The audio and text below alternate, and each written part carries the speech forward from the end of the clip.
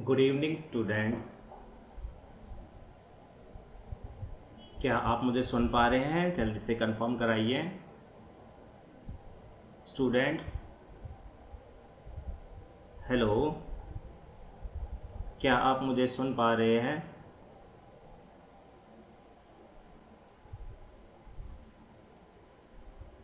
अगर आप मुझे सुन पा रहे हैं तो गुड इवनिंग लिखिए। यस, सतपाल का मैसेज है गुड इवनिंग सर। दिनेश का भी गुड इवनिंग। यस, सुन पा रहे हैं। चलिए, बहुत अच्छा है। देखिए, आज सैटरडे और सैटरडे मीन्स एक नई क्लास। आज आप फिर एक नई क्लास के लिए रेडी हैं और आपके टीचर भी आज एक नई क्लास के लिए रेडी हैं। क्या आप रेडी हैं? वास्तव में रेडी हैं? बताइए, क्या आप वास्तव में रेडी हैं? यस यस, जल्दी बताइए। Are you ready?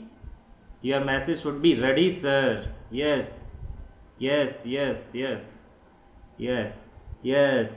Hiralal Chauhan कह रहे हैं यस सर, और यस सर ने भी good evening sir. Okay okay, तो अब हम ज़्यादा टाइम नहीं लेंगे और स्टार्ट करते हैं। आपको मेरी स्क्रीन विजिबल है? बताइए जल्दी से। स्क्रीन विजिबल है? स्क्रीन विजिबल है? यस, रेडी हैं, स्क्रीन विजिबल है। तो आज की जो आपकी क्लास होने वाली है, आपकी क्लास आज होने वाली है विज्ञान विषय की। और विज्ञान विषय के अंदर भी एक इम्पोर्टेंट चैप्टर आता है जो है मैटर इन आवर सराउंडिंग। अर्थात आज हम मैटर इन आवर सराउंडिंग पढ़ेंगे। ठीक है, चलिए आगे बढ़ते हैं। आज हम क्या क्या पढ़ने वाले हैं? मैटर इन आवर सराउंडिंग अर्थात हमारे चारों ओर के पदार्थ। आज इसके अंदर हम अध्ययन करेंगे पदार्थ क्या है, पदार्थ के जो कण होते हैं उनके कौन कौन से गुण होते हैं, पदार्थ की कौन कौन सी अवस्था होती है अर्थात स्टेट्स ऑफ मैटर, और पदार्थ के गुण, द्रव के गुण, ठोस के गुण, गैस के गुण, ये सब हम पढ़ेंगे। और लास्ट में हमारा रहेगा वाष्पीकरण अर्थात इवोपोरेशन। चलिए, तो ये आपकी आज की विषय सूची। पदार्थ क्या है, पदार्थ के कणों के गुण, पदार्थ की अवस्थाएं, पदार्थ की 3 अवस्थाएं जो मुख्य रूप से पढ़ी जाती हैं, ठोस, द्रव, गैस, उनके क्या गुण होते हैं, और वाष्पीकरण। चलिए आगे बढ़ते हैं। आज के हम जो मुख्य बिंदु अभी हमने देखे उन पर हम चर्चा करते हैं। चर्चा करने से पहले आपके लिए एक क्वेश्चन है। वो क्वेश्चन ये है कि जो हम अपने चारों ओर पदार्थ देखते हैं वो पदार्थ कौन कौन से हैं? क्या आप बता सकते हैं वो पदार्थ कौन कौन से हैं जो हम अपने चारों ओर देखते हैं? जल्दी से बताइए। जो हम अपने चारों ओर पदार्थ देखते हैं उनके नाम बताइए, कोई उदाहरण दीजिए जल्दी से। वेरी गुड, जल्दी से बताइए, जल्दी से। हम क्या क्या पदार्थ अपने चारों ओर देखते हैं? जैसे कि यदि आप अपने एक क्लासरूम में बैठे हुए हैं, आप एक कक्षा के अंदर बैठे हुए हैं, तो आप क्या कुछ देख पाते हैं? जल्दी से बताइए। अपने चारों ओर आपको क्या दिखाई देता है? जल्दी से। कक्ष में उपस्थित विभिन्न पदार्थ के पदार्थ कौन कौन से होते हैं? Yes, chair. सबसे पहले आया है सौरभ शर्मा का जवाब, चेयर। और मैं इंतजार कर रहा हूँ टेबल। संजना वर्मा का जवाब आया है टेबल। और इसी तरीके से जतिन सुहाग का आया है ट्री। पर क्लासरूम के पदार्थ के बारे में पूछा मैंने, जो आप कक्षा में देखते हैं। कक्षा में पेड़ नहीं होते, ठीक है। हाँ, वैसे पदार्थ के रूप में हम ले सकते हैं कि जो पेड़ है, ट्री है, वो एक उदाहरण है मैटर का। बट कक्ष के मैंने पूछा है आपसे। बहुत सारे उदाहरण दे रहे हैं। हिमांशु कह रहा है फैन, यश सैनी कह रहा है table, chair, book. Good good good. इसका मतलब आप पदार्थ की परिभाषा से अच्छे से परिचित हैं कि पदार्थ होता क्या है। चलिए एक बार फिर भी मैं आपको बता दूं कि पदार्थ क्या होते हैं। पदार्थ किसको कहते हैं? पदार्थ होते क्या हैं? वे वस्तुएं जो स्थान घेरती हैं और जिनका द्रव्यमान होता है। क्या क्या इनके अंदर 2 गुण हो गए। नंबर 1, स्थान घेरते हैं अर्थात ऑक्युपाई स्पेस। स्थान घेरते हैं अर्थात ऑक्युपाई स्पेस, स्पेस ऑक्युपाई करते हैं। दूसरा, हैव मास अर्थात इनमें द्रव्यमान होता है। द्रव्यमान होता है। तो जो पदार्थ है उसके क्या गुण हैं कि पदार्थ जो होता है वो हमेशा स्थान घेरता है और उसका द्रव्यमान होता है, उस वस्तु को हम पदार्थ कहते हैं। अभी आपने उदाहरण दिया पेन, कुर्सी, बुक, ये सब क्या है, इनको यदि हम किसी स्थान पे रखते हैं तो ये स्थान घेरते हैं और इनका द्रव्यमान होता है ना। चलिए, तो पदार्थ का हमें पता चला कि पदार्थ क्या होते हैं और हमने जाना कि पदार्थ के उदाहरण कौन से हैं, है ना। चलिए आगे बढ़ते हैं और यहाँ पर आप लोगों के लिए एक बिल्कुल सिंपल सी क्लिप है, आप उसको देखिएगा और उस क्लिप को देखने के बाद आप बताइएगा कि आपको क्या नज़र आ रहा है। चलें कुछ नया देखने के लिए, क्या आप तैयार हैं? जल्दी से आप अपनी कंसेंट दीजिए कि आप हाँ हम कुछ नया देखने के लिए तैयार हैं। तो जल्दी से बताइए, यस बोलिए कि yes we are ready for something new, हम कुछ नया देखने के लिए तैयार हैं। यस जल्दी से बताइए, मैं आपके मैसेज का वेट कर रहा हूँ। यस यस यस, जल्दी से जल्दी से जल्दी से, यस यस जल्दी से चलिए। और चलो मैं दिखाता हूँ आपको कुछ नया, हम आगे चलते हैं और आगे चलते हैं, आगे देखते हैं हम कुछ नया, क्या कुछ नया है हम देखते हैं, जानते हैं कुछ नया।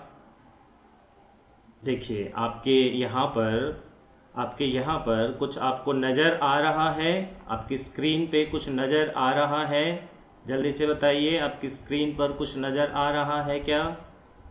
देखिए फैट लिखा हुआ आया है और कुछ लिखा हुआ आ रहा है वहाँ पर स्टेट्स ऑफ मैटर, है ना। स्टेट्स ऑफ मैटर लिखा हुआ आ रहा है, आप देख पा रहे हैं states of matter. Yes yes yes yes, states of matter की बात हो रही है। ओहो, स्टेट्स ऑफ मैटर अर्थात मैटर पदार्थ किसे कहते हैं अभी हमने देखा। और मैटर की स्टेट कौन कौन सी होती हैं, क्या आपको पता है मैटर की स्टेट कौन कौन सी होती हैं? मैटर की 3 स्टेट होती हैं। कौन कौन सी? ये देखिए यहाँ पर आपको दिखाई दे रहा है। नंबर वन मैटर की स्टेट कौन सी है, कौन सी दिखाई दे रही है आपको यहाँ पर अपनी स्क्रीन पर?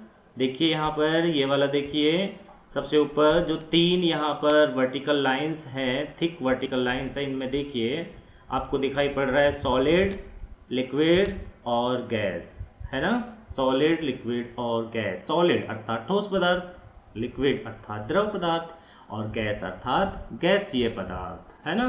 तो ठोस, द्रव और गैस, ये पदार्थ की 3 प्रमुख अवस्थाएं हैं, है ना, स्टेट्स हैं। चलिए, तो हम यहाँ पर क्या देखने वाले हैं? हम इन तीनों पदार्थों को देखने वाले हैं। सॉलिड क्या होते हैं आप लोगों ने पढ़ा है, सॉलिड अर्थात ठोस पदार्थ क्या होते हैं? वे पदार्थ जिनकी आकृति और आयतन निश्चित होता है। क्या क्या निश्चित होता है, आप बता पाएंगे क्या क्या निश्चित होता है? जल्दी से बताइए क्या क्या निश्चित होता है, जल्दी जल्दी बताइए क्या क्या निश्चित होता है, जल्दी से। आकृति और आयतन क्या क्या निश्चित होगा? ठोस पदार्थ किसको कहेंगे? देखिए हम यहाँ पे देखते हैं कि ठोस पदार्थ क्या होते हैं, ठोस पदार्थ क्या होते हैं। चलिए देखते हैं एक बार ठोस पदार्थ क्या होते हैं।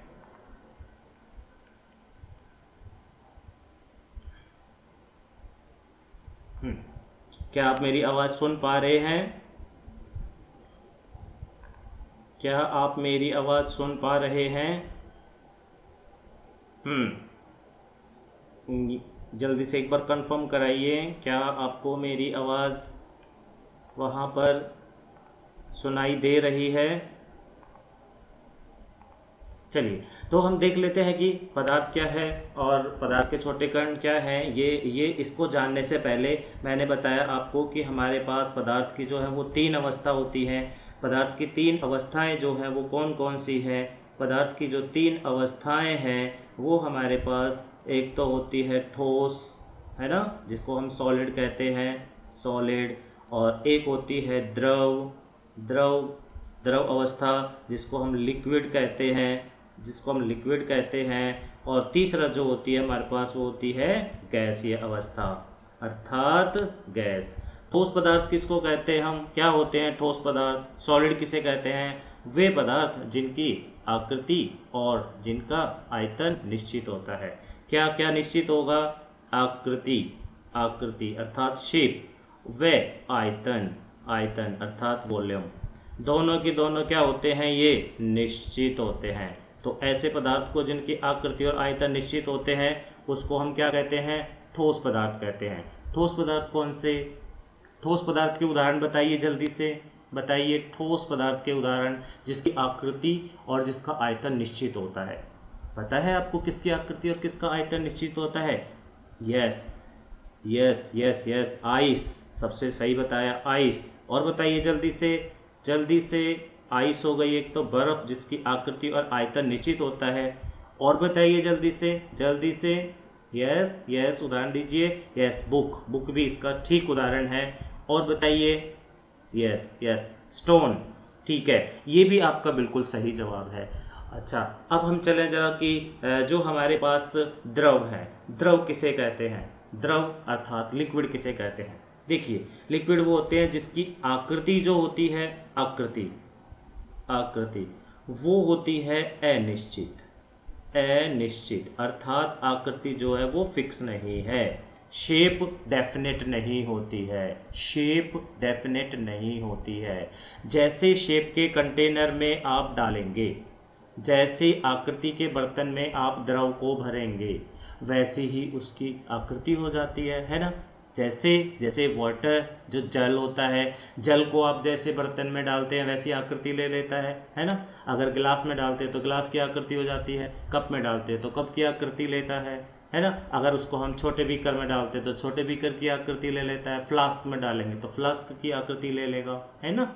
इसी प्रकार से, लेकिन आकृति तो निश्चित हो गई है, लेकिन उसका जो आयतन है, आयतन, आयतन, दो ही चीजें हैं, एक आकृति और एक आयतन।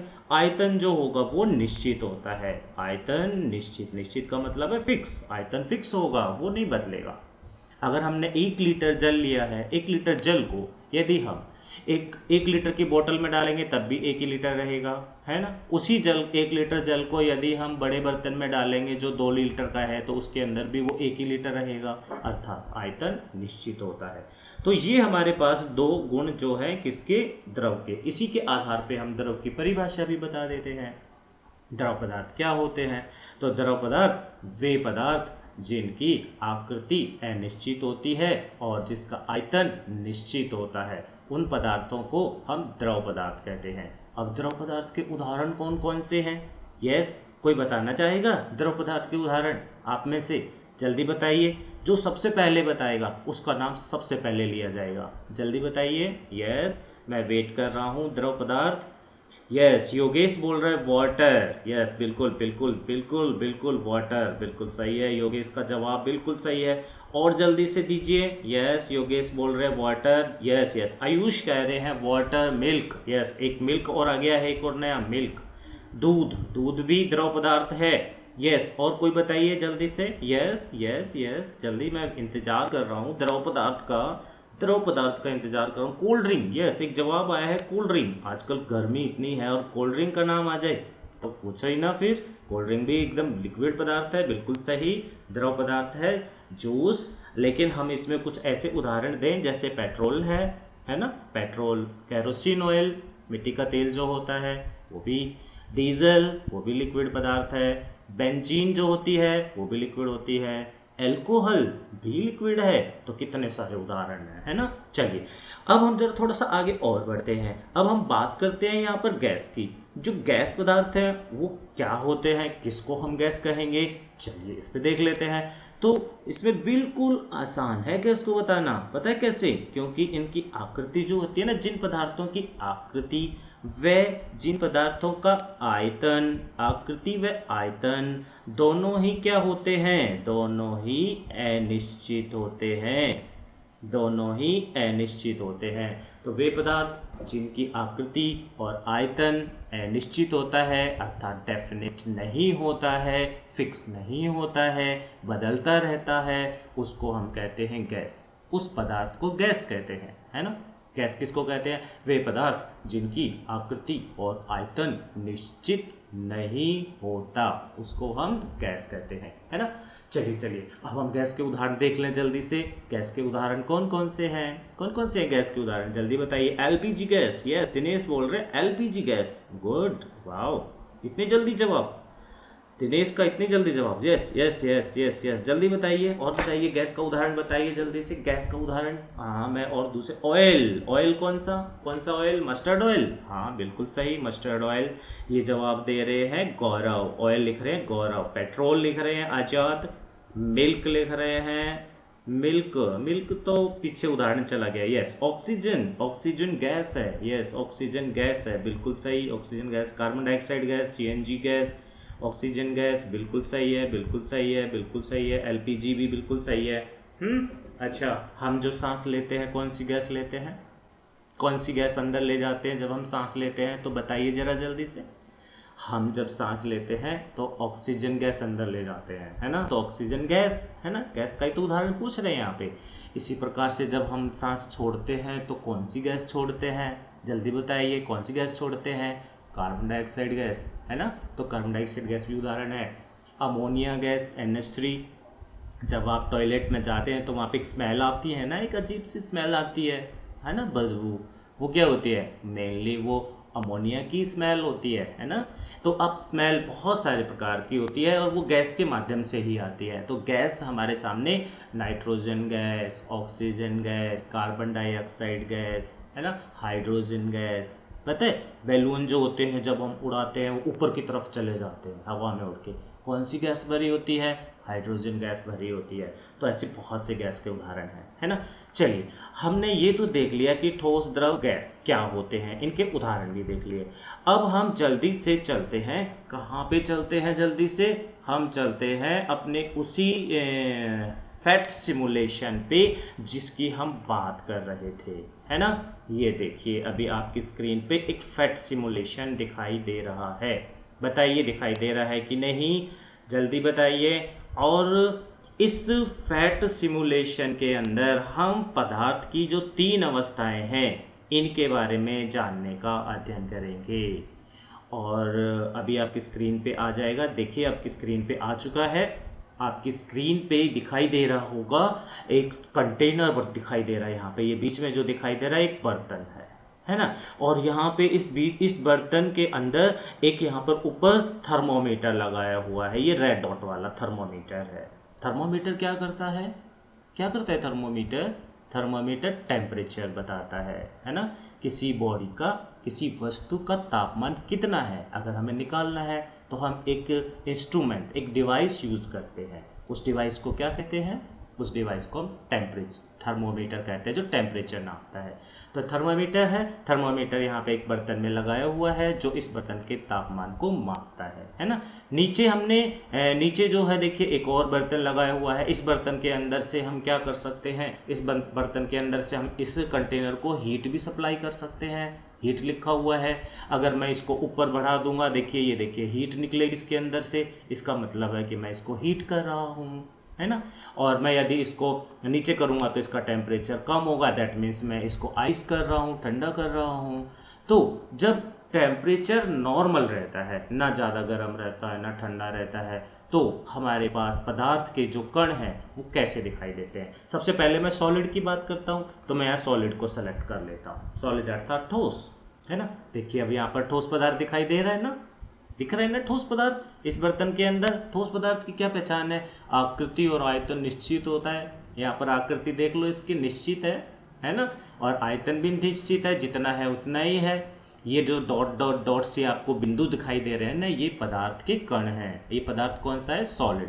क्यों, क्योंकि मैंने यहाँ पे देखो सॉलिड को सेलेक्ट किया हुआ है, तो ये ठोस पदार्थ है और ठोस पदार्थ के कण यहाँ पर मौजूद हैं जिनकी आकृति निश्चित है, जिसका आयतन निश्चित है, तो ठोस पदार्थ है।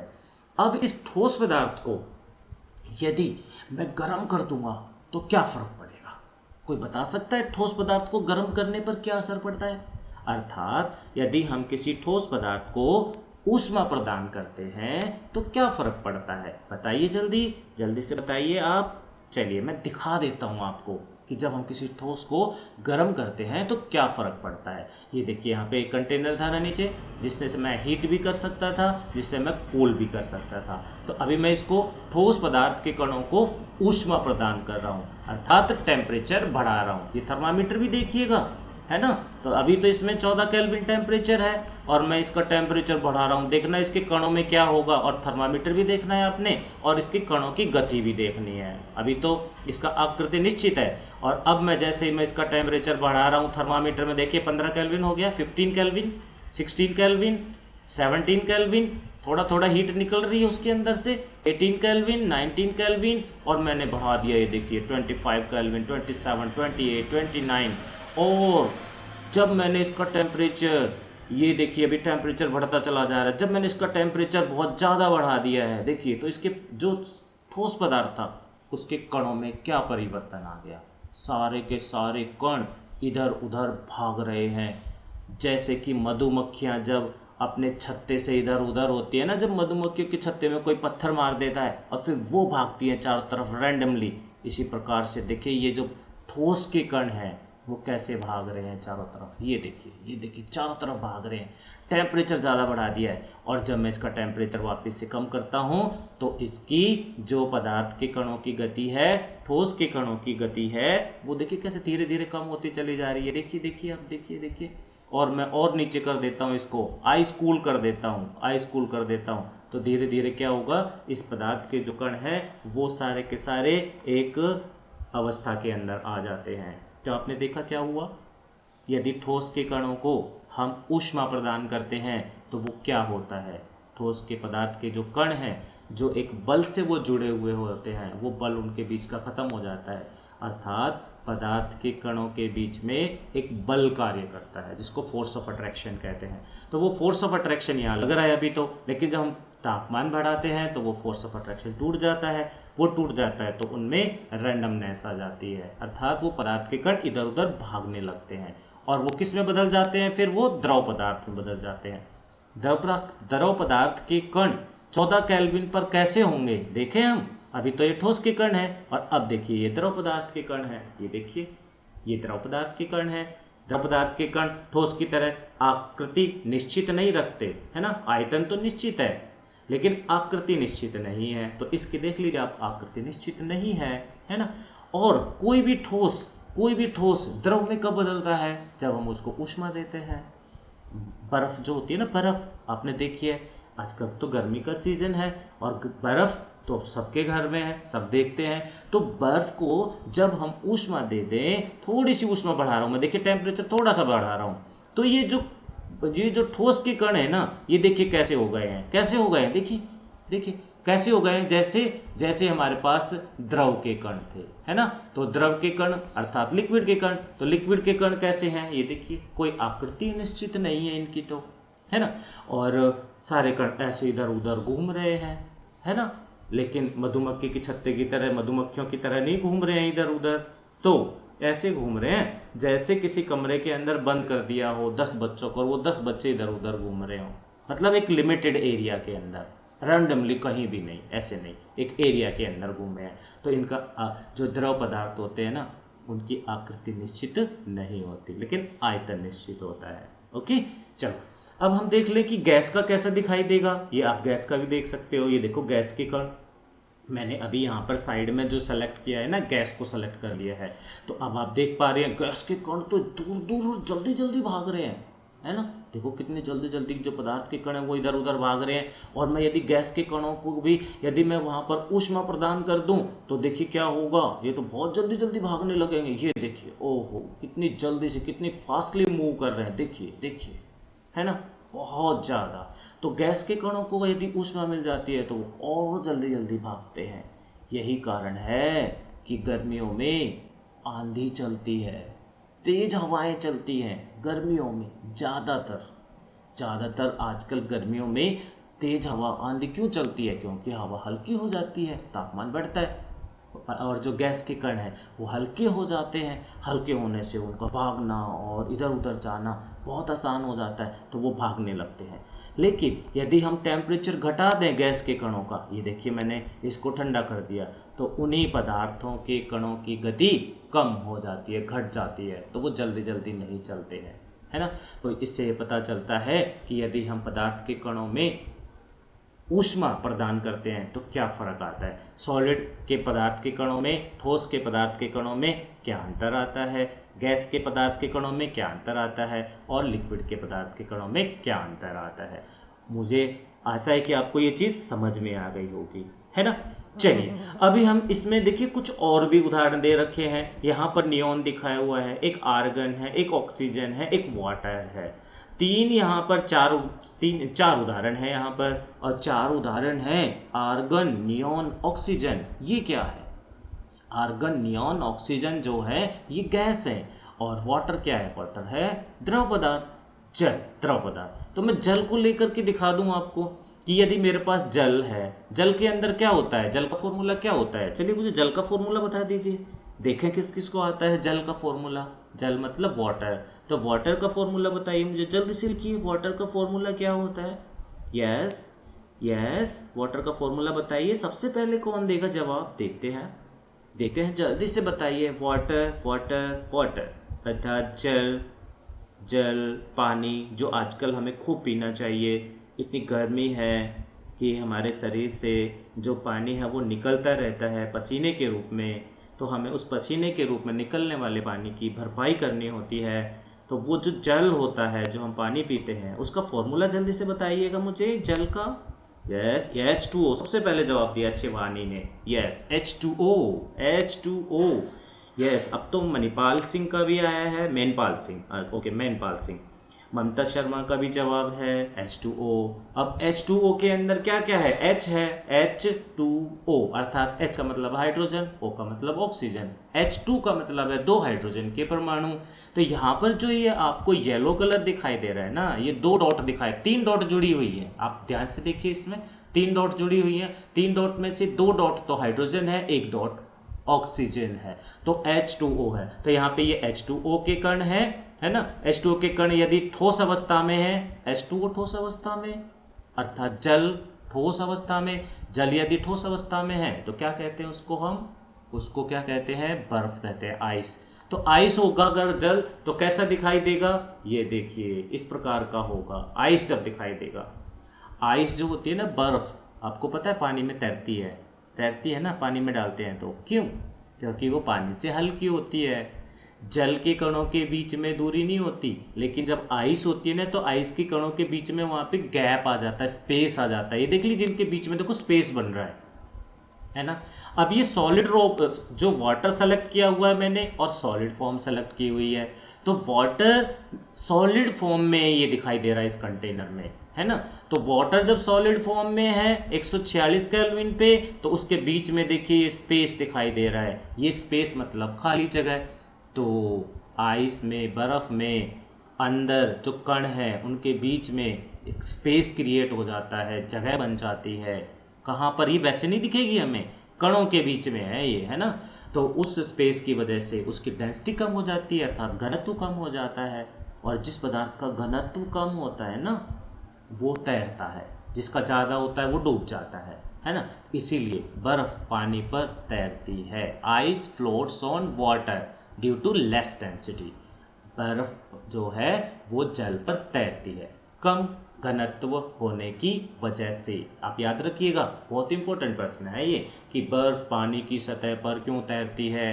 बर्फ तो सॉलिड है, पानी लिक्विड है, तो उसको तो डूब जाना चाहिए था पानी के अंदर, पर फिर भी तैरती है। तो कोई भी वस्तु किसी के अंदर यदि तैर रही है, तो आपको एक ही बात बोलनी है कि उसका घनत्व कम है, और जो तैर रहा है उसका घनत्व कम है, जो डूब रहा है उसका घनत्व ज़्यादा है। ठीक है, तो ये देखिए अभी हम पढ़ रहे थे कि वाटर सॉलिड फॉर्म में है तो कैसा दिखेगा, और वाटर लिक्विड फॉर्म में है तो कैसा दिखेगा। ये देखिए अब आपको लिक्विड फॉर्म में नजर आ रहा है ना। और गैसियस फॉर्म में अगर आ जाए वाटर गैसियस फॉर्म का मतलब है, वाटर गैस फॉर्म का मतलब है वाष्प, वेपर्स, अगर वेपर्स को देखेंगे तो वाटर ही होता है वो, लेकिन देखिए कैसा दिखता है, अलग अलग पार्टिकल्स घूम रहे हैं उसके उसके जो कण हैं वो अलग अलग घूम रहे हैं, है ना।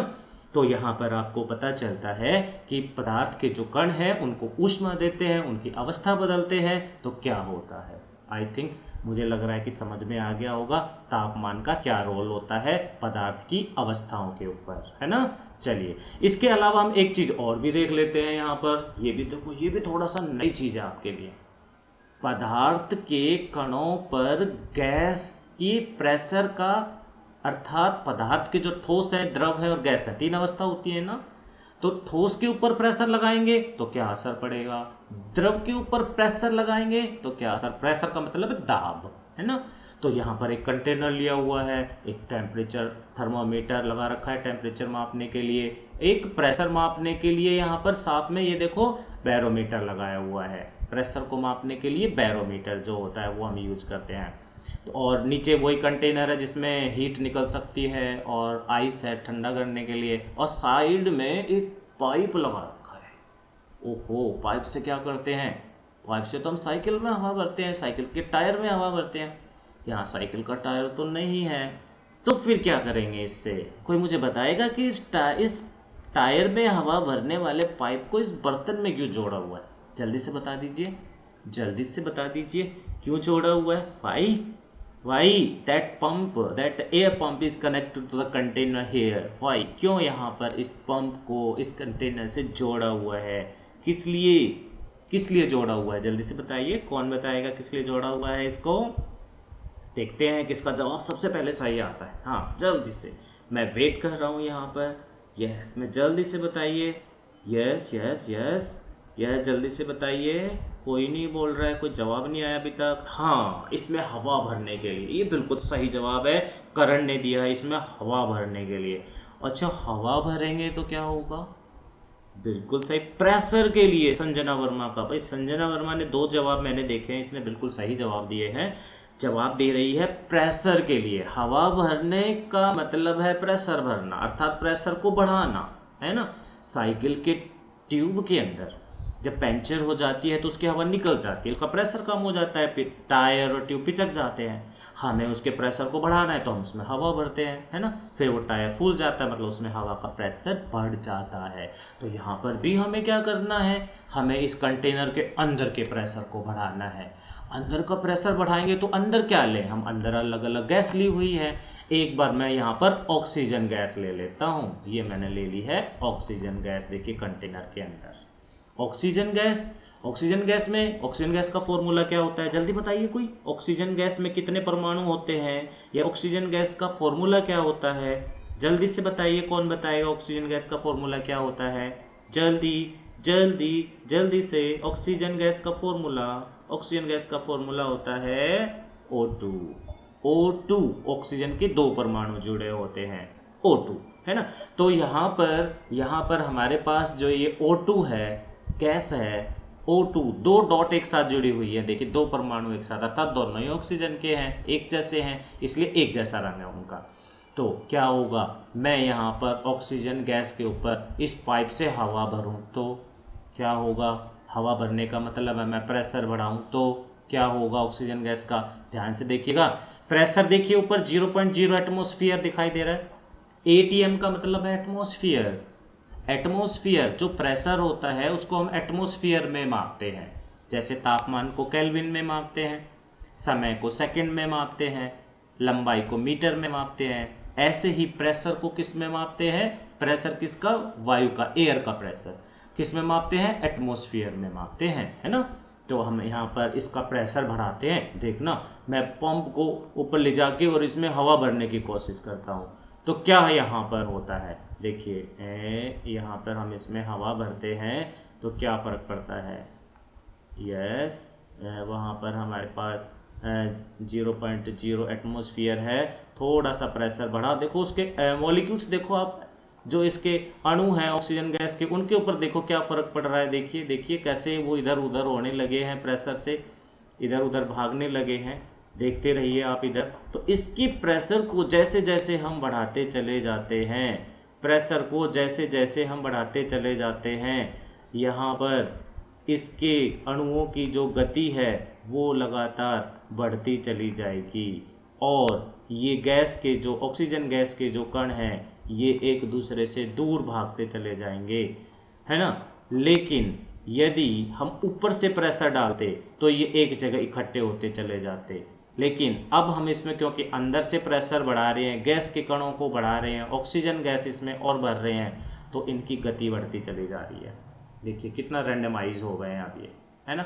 तो प्रेशर बढ़ाने से क्या हो जाएगा, मूवमेंट ज़्यादा होगी। लेकिन यदि हम बंद बर्तन लें और ऊपर से, बंद बर्तन में ऊपर से प्रेशर लगाते हैं, इस पाइप को नीचे से जोड़ने की बजाय ऊपर से यदि हम प्रेशर लगा के इसको करते हैं तो यही इसका आयतन कम कर देगा। आयतन कम करने का मतलब है अभी तो ये चारों तरफ फैल रहे हैं और जब ऊपर से प्रेशर लगाएंगे तो यही छोटा हो जाएगा। जैसे सिरिंज में होता है, सिरिंज देखिए ना, डॉक्टर सुई लगाने के लिए जो सिरिंज यूज करते हैं इंजेक्शन देने के लिए, उसमें भी ऐसे ही होता है। तो यहाँ पर ये हमारे पास कुछ विभिन्न विभिन्न पदार्थ की अवस्थाओं पर तापमान का और फिर अब हमने देखा कि प्रेशर का क्या अंतर आता है। तो यदि मैं यहाँ पर ठोस पदार्थ ले लूँगा ना, जैसे मैंने यहाँ पे इस बर्तन में ले लिया है वाटर, ये देखिए ये मैंने वाटर ले लिया और वाटर को मैं प्रेशर लगाता हूँ, यहाँ पे प्रेशर को बढ़ाता हूँ वाटर के, तो उसके ऊपर कोई ज़्यादा अंतर नहीं पड़ेगा, है ना। उसके ऊपर कोई ज़्यादा अंतर नहीं पड़ेगा अगर ऊपर से दबाऊंगा तो प्रेशर।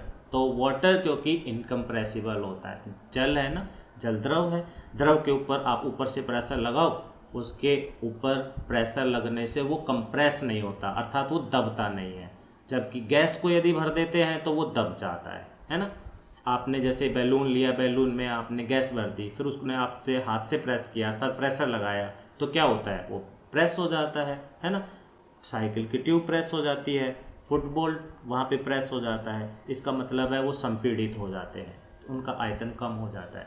लेकिन यदि हम ठोस के ऊपर कोई ठोस पदार्थ जैसे बुक है या कोई पत्थर है या कोई ईंट है, उसके ऊपर हम प्रेशर लगाते हैं, प्रेशर बढ़ाते हैं, तो उसका कोई असर नहीं पड़ता, ना तो ठोस पदार्थ पे पड़ेगा और ना द्रव पदार्थ पे पड़ेगा। और ठोस पदार्थ या द्रव पदार्थ पे प्रेशर लगाने से यदि वो दब नहीं रहे हैं, संपीड़ित नहीं हो रहे हैं, इसको हम बोलते हैं संपीड़ित होना, संपीड़न गुण कहलाता है ये। तो वो जितना है उतना ही रहता है, उसकी जैसी आकृति है वैसी ही रहती है। ईंट है, जैसी आपने फोर्स लगाया वैसी ही रहेगी, फोर्स लगाने पर भी, है ना। इसी तरीके से जो द्रव पदार्थ है उनके ऊपर आप बल लगाते हैं तो बल लगाने से उनका आयतन कम नहीं होता, लेकिन जब गैस के ऊपर आप प्रेशर लगाते हैं तो उनका आयतन बदल जाता है ना। तो ये था कि क्या होता है जब हम टेम्परेचर को और प्रेशर को बढ़ाते हैं या घटाते हैं, तापमान को और दाब को हम घटाते और बढ़ाते हैं, तो पदार्थ के कणों में क्या परिवर्तन आता है। ठीक है, तो मुझे लगता है कि आपको ये समझ आ गया होगा और हम आगे चलते हैं और जानने का प्रयत्न करते हैं। हम पदार्थ की जो अवस्था थी वो 3, और उन पदार्थ की अवस्थाओं पे हमने देखा कि किस प्रकार से वो 3 अवस्थाएं हैं और उन 3 अवस्थाओं के क्या परिभाषा है, और परिभाषा के बाद हमने वहाँ पे देखा कि कैसे हम उनके उदाहरण को बता सकते हैं। ठीक है, चलिए अब हम आगे बढ़ते हैं। पदार्थ किससे बना होता है, अभी हमने देखा पदार्थ जो है वो छोटे छोटे कणों से मिलके बना होता है। पदार्थ जो है वो किससे बना होता है, matter is made up of the particles. अभी हम देख रहे थे ऑक्सीजन, तो ऑक्सीजन के अंदर 2 कण मिले हुए थे, अर्थात 2 एटम्स मिले हुए थे। हमने देखा वाटर, तो वाटर के अंदर वहाँ पे 3 कण थे, अर्थात वाटर पदार्थ है ना, तो उसके अंदर कितने थे, H2O वाटर, ये oxygen O2 gas, carbon dioxide जो सांस छोड़ते हैं CO2 सांस छोड़ते हैं ना उसमें निकलती है।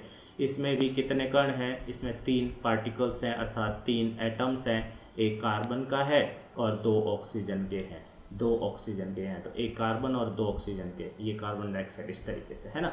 और इसके बाद हमने ये देखा कि जो ठोस पदार्थ हैं, पदार्थ जो है 3 प्रकार के ठोस, तो जो ठोस पदार्थ थे, जो ठोस पदार्थ थे उसमें जो पदार्थ के कण थे वो क्या थे, वो पदार्थ के कण नज़दीक थे, उनके कणों के बीच में जो दूरी है वो नहीं होती और उनकी आकृति और आकार निश्चित होता है। लेकिन जो द्रव पदार्थ होते हैं, द्रव पदार्थ, उनमें हमने देखा कि पदार्थ के जो कण हैं वो दूर दूर होते हैं, उनमें थोड़ा अंतर होता है।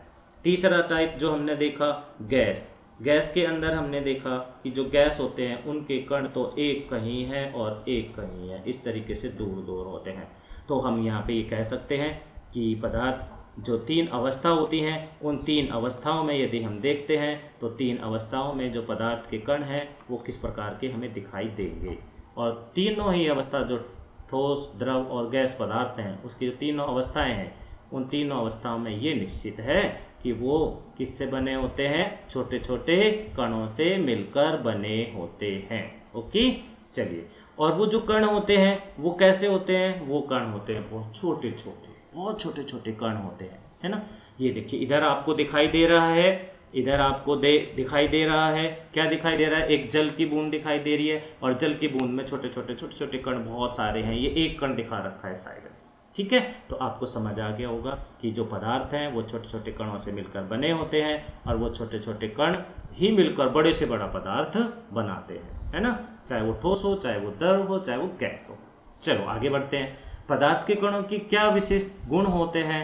नंबर 1, पदार्थ के जो कण होते हैं वो कैसे होते हैं। नंबर 1, पदार्थ के कणों के बीच में खाली जगह होती है ना।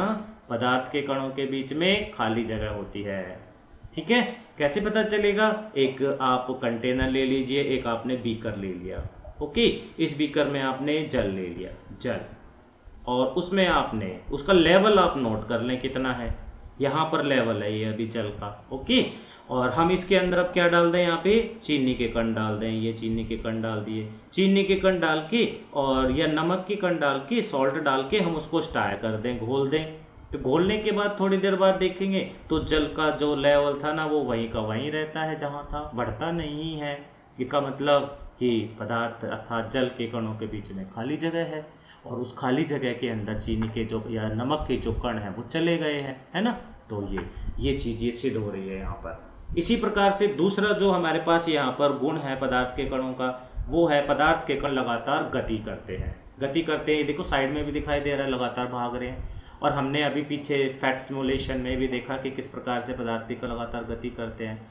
ठोस के सबसे कम, ना के बराबर उनमें गति होती है, जबकि जो द्रव के हैं उनमें ठीक ठाक गति होती है, और गैस के तो बहुत ज़्यादा तेज गति करते हैं भाई।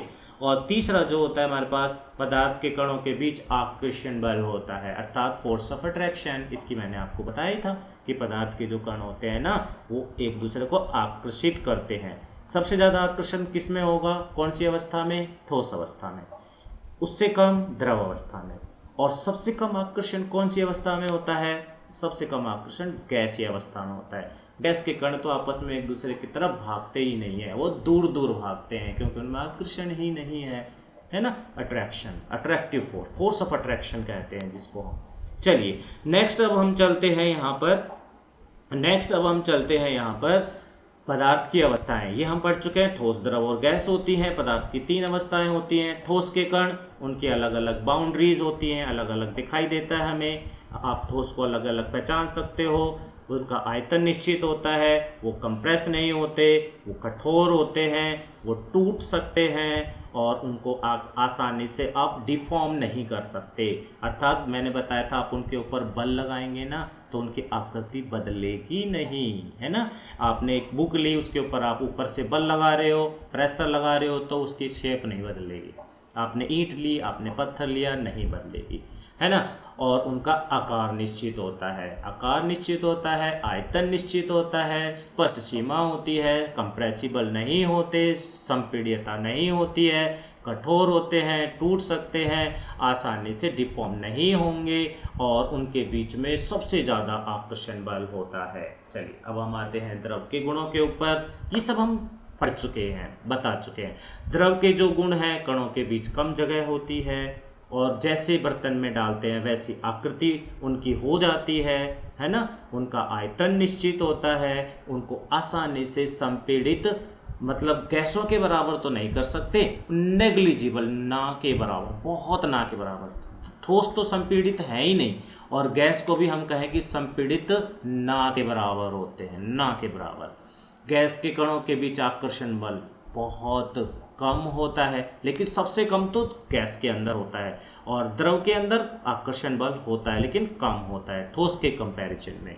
और फ्लूडिटी अर्थात फ्लो होने का, बहने का गुण रखते हैं द्रव, ठोस बहने का गुण नहीं रखते हैं। ठीक है, चलो अब गैस के गुण देख लेते हैं। गैस की कोई आकृति नहीं होती, मैंने बताया था निश्चित आकृति नहीं होती है, इनकी सीमाएं भी स्पष्ट नहीं होती हैं, ये इनको संपीड़ित बहुत ज़्यादा किया जा सकता है, अर्थात इसको यदि हम एक बर्तन में डाल के ऊपर से प्रेशर लगाएं तो ये बहुत कम आयतन में इकट्ठे हो जाते हैं, तो इनको कंप्रेसिबिलिटी इनकी जो है वो हाई होती है। और इनके कणों के बीच आकर्षण बल ना के बराबर होता है, ये भी एक जगह से दूसरी जगह जाते हैं, बह जाती हैं, गैस की तरह, द्रव की तरह, एक गैस दूसरे गैस की तरह एक जगह से दूसरी जगह चली जाती है। कणों के बीच जो दूरी है वो बहुत ज़्यादा होती है और बल उतना ही कम होता है। तो ये हमारे पास गैस के गुण थे। ठीक है, चलिए आगे चलते हैं। अवस्था में परिवर्तन, ये मैंने आपको बताया था कि जो हम अवस्था है वो उन पदार्थ की जो तीन अवस्था है ना, ठोस, द्रव और गैस, उनको हम आपस में एक दूसरे को बदल सकते हैं, उनको हम आपस में एक दूसरे की एक अवस्था को दूसरी अवस्था में बदल सकते हैं। कैसे बदल सकते हैं? देखिए, संघनन क्या है। यदि हम किसी गैस को द्रव अवस्था में बदल रहे हैं, गैस में क्या होगा, गैस के अंदर क्या होता है, गैस के अंदर देखिए गैस के अंदर क्या होता है, गैस के जो कण होते हैं, जैसे हमारे पास कोई भी गैस है, एक मिनट,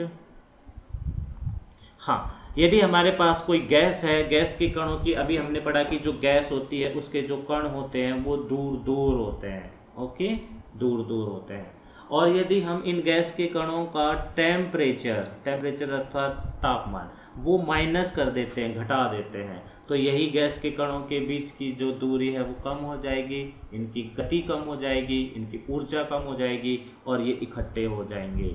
इकट्ठे हो गए हैं, इसका मतलब है ये द्रव बन गए हैं, द्रव। तो यदि कोई भी गैस तापमान घटाने पर यदि वो द्रव में बदल जाती है तो उस घटना को हम कहते हैं कंडेंसेशन अर्थात संघनन। तो संघनन क्या है? वह अवस्था परिवर्तन जिसमें कोई गैस द्रव अवस्था में बदल जाती है।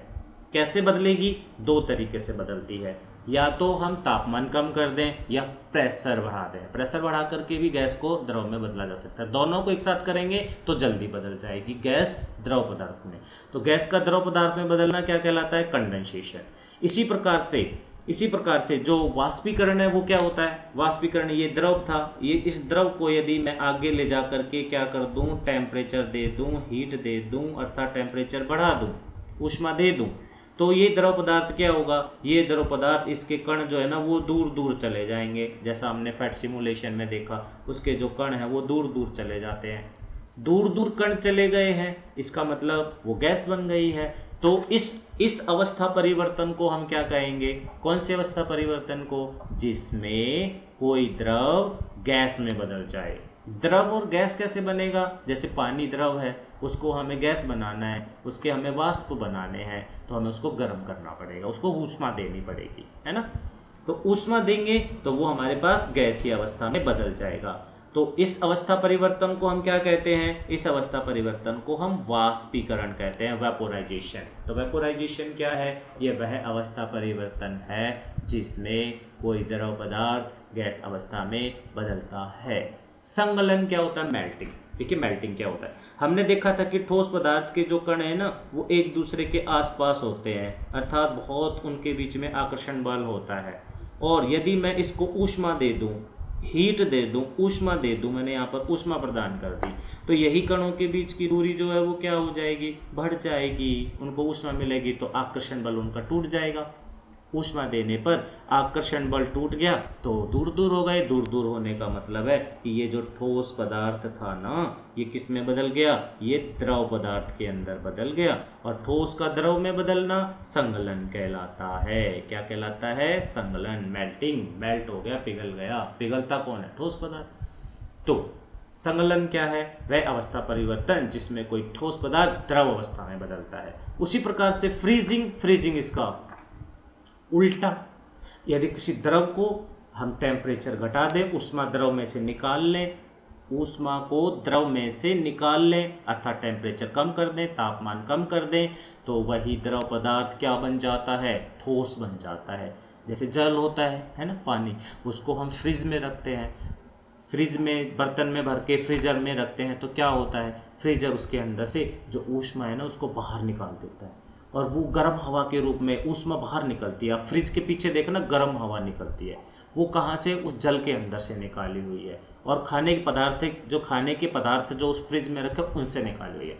तो जब जल के अंदर से ऊष्मा निकल जाएगी तो जल का क्या हो जाएगा, उल्टा हो जाएगा, ये इसमें बदल जाएगा, अर्थात द्रव ठोस हो जाएगा, द्रव का बर्फ बन जाएगी, है ना। तो इसको हम क्या कहते हैं, फ्रीजिंग, अर्थात फ्रीज हो गया, जमना कहेंगे, कि वो जम गया है ना। इसी प्रकार से हमने ऊपर देखा कि गैस से द्रव, द्रव से गैस, और ठोस से द्रव, द्रव से ठोस, और एक आगे हमारे पास यहाँ पर है ऊर्ध्वपातन, अर्थात सब्लिमेशन। सब्लिमेशन क्या होता है, सब्लिमेशन बहुत आसान है। आपने कपूर की गोली देखी है, घर में कपूर यूज करते हैं, है ना। अभी नवरात्रे गए हैं पीछे, होली के आसपास, आपने देखा होगा वहाँ पे जब हम पूजा करते हैं तो कपूर की गोलियाँ रखते हैं। और अगर वहाँ भी आपको ध्यान नहीं है, आपने वहाँ भी नहीं देखा है, तो आपने देखा होगा कि जब हम अलमारी में कपड़े रखते हैं तो वहाँ कपूर की गोलियाँ ला के रखते हैं। कपूर की गोलियाँ, है ना, कपूर की गोलियाँ क्यों रखते हैं, नैप्थलीन बॉल्स, है ना, नैप्थलीन बॉल, एंथ्रासीन, ये क्या है, ये ऐसे पदार्थ हैं जो आप गोली रखेंगे बड़ी कपड़ों में लगा के, थोड़े दिन बाद वो जो बड़ी गोली होती है ना, बड़े साइज की, वो छोटे साइज की रह जाती है, और थोड़े दिन बाद देखोगे तो वो गायब ही हो जाती है। वो कहाँ चली गई, वो गायब कैसे हो गई, वो ठोस थी, वो धीरे धीरे गैस बन के वो सीधे हवा में चली गई और गायब हो जाती है। तो इस तरह से किसी भी ठोस पदार्थ का सीधे गैस में बदलना, कोई भी ठोस पदार्थ है, क्या हो रहा है यहाँ पर ठोस पदार्थ हमारे पास है, और ठोस पदार्थ सीधे किस में बदल रहा है, गैस में बदल रहा है। तो यदि कोई ठोस पदार्थ सीधे गैस में बदल रहा है तो उसको हम क्या कहेंगे, उसको हम सब्लिमेशन कहेंगे, सब्लिमेशन। यस, मुकेश कह रहे हैं कि कोई एक डाउट है, अब आप अपना डाउट पूछ सकते हैं, आप अपना क्वेश्चन टाइप कीजिए, मैं यहाँ पर नज़र रख पा रहा हूँ आपके मैसेज में, आप अपना क्वेश्चन पूछ सकते हैं। यस, जल्दी से। मुकेश कुमार ने पूछा है कि sir I have one doubt, तो आप मुझे अपना डाउट पूछ सकते हो, मैं बिल्कुल रेडी हूँ, आप अपना प्रश्न पूछ सकते हैं। यस, जल्दी से पूछिए क्या डाउट है, अगर है तो कोई, है ना, नहीं तो मैं आगे बढ़ता हूँ। चलो मैं आगे भी बढ़ता हूँ और मैं नज़र रखता हूँ अगर उसका कोई क्वेश्चन या डाउट आता है तो। अच्छा चलिए, तो ऊर्ध्वपातन आपको पता चल गया कि क्या होता है sublimation. It is the sublimation क्या है, it is the phase transfer in which solid state of the substance change to the gas state of the substance. ठोस अवस्था से सीधे गैस में बदलना, अवस्था परिवर्तन जो होगा वो ऊर्ध्वपातन कहलाएगा। निक्षेपण है डिपोजिशन जिसको कहते हैं, ये क्या है, ये उल्टा है, गैस से सीधा कोई ठोस बन जाए तो वो कहलाता है डिपोजिशन। चलिए आगे बढ़ते हैं और जल्दी से जानते हैं हम अगला जो हमारा टॉपिक है, वो बहुत ही अच्छा टॉपिक है। ये देखिए आप, वाष्पीकरण। वाष्पीकरण क्या होता है, वाष्पीकरण अभी हमने पढ़ा पीछे, एवोपोरेशन हमने अभी पढ़ा, एवोपोरेशन लिक्विड से गैस बदलना, है ना, और लिक्विड से गैस बदलना। बिलो बॉइलिंग पॉइंट, इसमें हमें द्रव पदार्थ को उबालना नहीं होता है, बहुत ज़्यादा गर्म नहीं करना होता है, बस जो सामान्य तापमान है उस पर ही द्रव पदार्थ ऊष्मा को ग्रहण करता है और गैस में बदल जाता है, वाष्प में बदल जाता है। सरफेस फिनोमिना होती है, ऊपर ही ऊपर होती है। कैसे ऊपर ही ऊपर होती है, एक बर्तन लिया आपने, वहाँ पर एक बर्तन के अंदर आपने जल भर लिया, ये आपने एक बर्तन लिया, इसके अंदर आपने जल भर लिया, ये जल के कण हैं, ठीक है, नीचे जल भरा हुआ है। तो ये क्या करेंगे, ये जल के जो कण है ना, यहाँ से ऊष्मा को अवशोषित करेंगे अपने सराउंडिंग से, अपने चारों ओर से, और इनके बीच का जो आकर्षण बल है वो टूट जाएगा उस ऊष्मा से, और ये कण बाहर आ जाएगा। इसी तरीके से ये कण बाहर आ जाएगा। तो जल के जो कण हैं, जब उनके बीच का आकर्षण बल टूट जाता है तो वो वाष्प में बदल जाते हैं, अर्थात गैस में बदल जाते हैं। यहाँ क्या था, यहाँ था हमारे पास जल, द्रव पदार्थ था, तो द्रव का ऊष्मा अवशोषित करके और गैस में बदल देना, वाष्प में बदल देना वाष्पीकरण कहलाता है। तो इसमें क्या होता है, सरफेस फिनोमेना है, ऊपर ऊपर वाली जो लेयर है ना, ये वाली, इस लेयर के अंदर ही वाष्पीकरण होगी। जब ये उड़ जाएगी तो नीचे वाली जो लेयर है वो ऊपर आ जाएगी, फिर इसमें वाष्पीकरण होगा। तो ये सतही अर्थात सरफेस पे ऊपर ही ऊपर चलने वाली प्रक्रिया होती है। वायु की गति से इसमें वृद्धि होती है। यदि पानी के कण जो है हम चाहें कि जल्दी से उड़ जाएं तो हम पंखा चला देते हैं, हमें कपड़े जल्दी सुखाने हैं तो हम पंखा चला देते हैं, है ना। आपने देखा ना, सर्दी के दिनों में कपड़े जल्दी नहीं सूखते, हम क्या करते हैं, वहाँ पंखा चला के या उसके सामने रख देते हैं, कपड़े को फैला करके, वो जल्दी सूख जाते हैं। क्यों? क्योंकि ऐसा करने से जो जल के कण है ना, उनके बीच की जो आकर्षण बल है वो जल्दी से खत्म हो जाती है, और जब वो जल्दी से खत्म हो जाती है तो वो जल्दी से वाष्प बन जाते हैं। वाष्प बन जाते हैं तो उस पे जो इवापोरेशन है, जो वाष्पीकरण है, वो बढ़ जाएगी।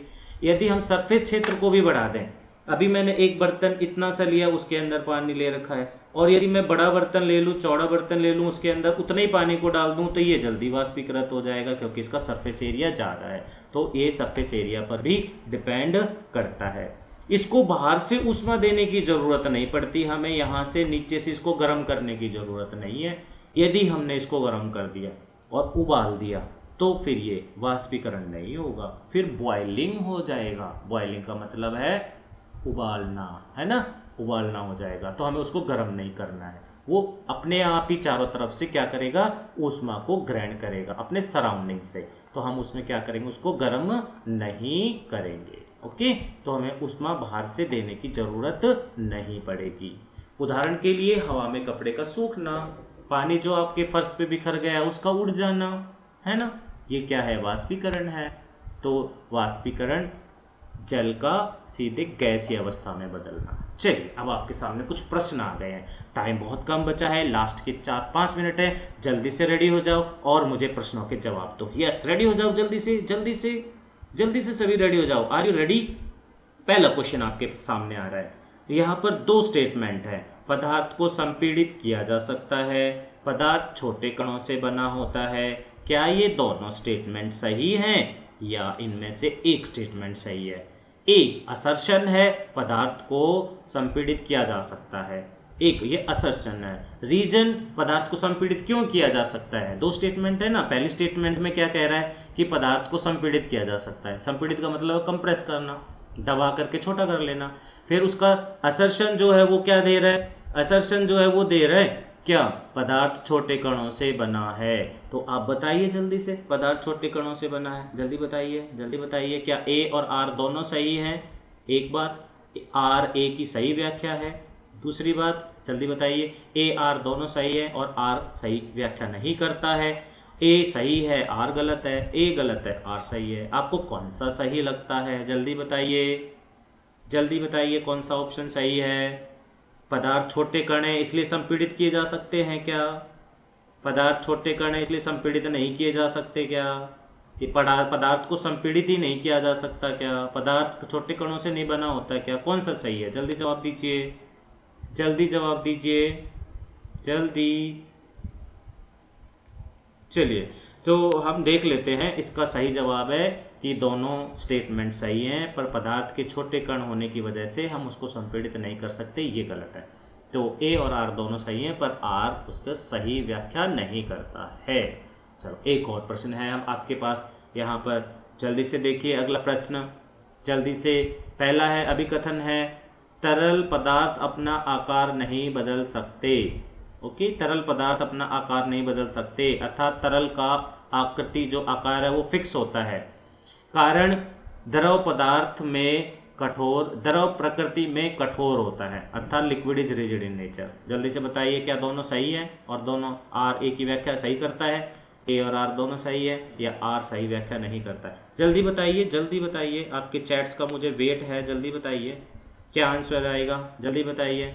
अच्छा, नाम आ रहा है, प्राची कह रही है ए आंसर है, प्राची कह रही है ए आंसर है। रवि दत्त कह रहा है, रवि दत्त कह रहा है ए आंसर है। तनीषा कह रही है बी आंसर है, रवि दत्त कह रहा है ए आंसर है, मुकेश राजपूत ए आंसर।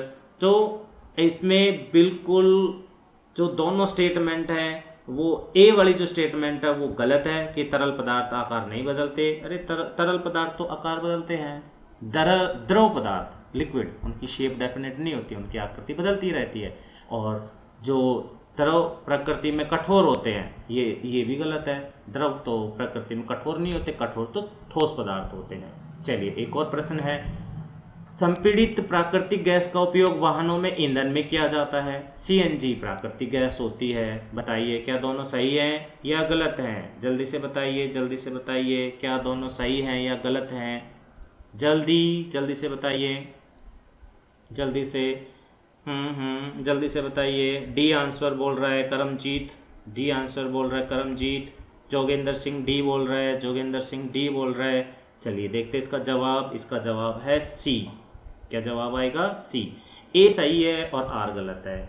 संपीड़ित गैस, कंप्रेस्ड नेचुरल गैस जो होती है, उसको हम वाहनों में गैस के रूप में, ईंधन के रूप में इस्तेमाल करते हैं। सीएनजी प्राकृतिक गैस तो होती है ना। CNG contains natural gas, CNG में प्राकृतिक गैस होती है नहीं, वो कंप्रेस्ड नेचुरल गैस। तो हमारे पास ए सही है और आर गलत है, मतलब उसका एक्सप्लेनेशन नहीं करता है। चलिए अब कुछ प्रश्न ये आपके देख सकते हैं आप यहाँ पर देख सकते हैं 3 अलग अलग पदार्थ के कणों की व्यवस्था दिखाई गई है। पदार्थ एक के कणों की गति धीमा करने के लिए क्या किया जा सकता है? यहाँ पे देख पा रहे हो आप, ये जो हमारे पास चित्र है, ये वाला नंबर 1, इसके अंदर पदार्थ के जो कण है वो इधर उधर भाग रहे हैं। ये देखो, ये इधर भाग रहा है, इधर भाग रहा है। मुझे इसकी गति कम करनी है, ऐसे लाना है, तो मुझे क्या करना पड़ेगा? जल्दी बताइए क्या करना पड़ेगा, जल्दी से। क्या करूं मैं इसके पदार्थ के कणों की गति को कम करने के लिए? ये भाग रहे हैं इधर उधर, इनको कम करना है, मुझे पदार्थ 2 में बदलना है। तो क्या करना पड़ेगा? मुझे इसका टेम्परेचर जो है ना, जो तापमान है, टेम्परेचर तापमान, वो क्या करना पड़ेगा? डिक्रीज करना पड़ेगा, घटाना पड़ेगा। तापमान घटाने से इनके आकर्षण बल बढ़ जाएगी, गति कम हो जाएगी, तो ये हो जाएगी। ठीक है। अच्छा, इसमें पदार्थ 2 जो है उनके कणों में तो बिल्कुल गति नहीं है। पदार्थ 3 जो है उसके कणों में थोड़ी थोड़ी सी गति है। तो इन तीनों की अवस्था बताइए क्या हो सकती है? तीनों की अवस्था क्या हो सकती है? पहला क्या है? पहला आपको ये क्या नजर आ रहा है? इसका मतलब जिसमें पदार्थ के कण में सबसे ज़्यादा गति है वो गैसीय अवस्था होती है, तो ये गैसीय पदार्थ के कण हैं। जिसमें बिल्कुल भी नहीं हो रही है वो क्या है? वो ठोस है। ठोस के पदार्थ के कणों में गति नहीं होती, ना के बराबर होती है। और द्रव के पदार्थ के कणों में जो गति होती है ना, वो होती तो है पर गैस की तरह ज़्यादा नहीं होती और ठोस की तरह कम नहीं होती, बीच की होती है। ठीक है, तो चलिए ये हमारे पास हो गया। इसके बाद हमारे पास प्रश्न और भी हैं। ये मैंने बताया कि तापमान में कमी की जा सकती है, ये हो गया है। और प्रश्न हमारे पास और भी हैं, जल्दी से आप नोट कर लीजिए इनको। हमारा अगला प्रश्न है, लोहे की कील को तोड़ने के लिए हमें बल की क्यों आवश्यकता होती है? आप इस प्रश्न को नोट कर लीजिए, इसका जवाब ढूंढिएगा। ठीक है, लोहे के कणों के बीच बल की वजह से ऐसा होता है क्या, वो आपको बताना है। ठीक है, तो हमारे पास प्रश्न बहुत सारे हैं। आप क्योंकि समय समाप्त हो चुका है, हम इन प्रश्नों को फिर अगले किसी उसके अंदर क्लास में लेते हैं और आज की क्लास हम यहीं पर समाप्त करते हैं।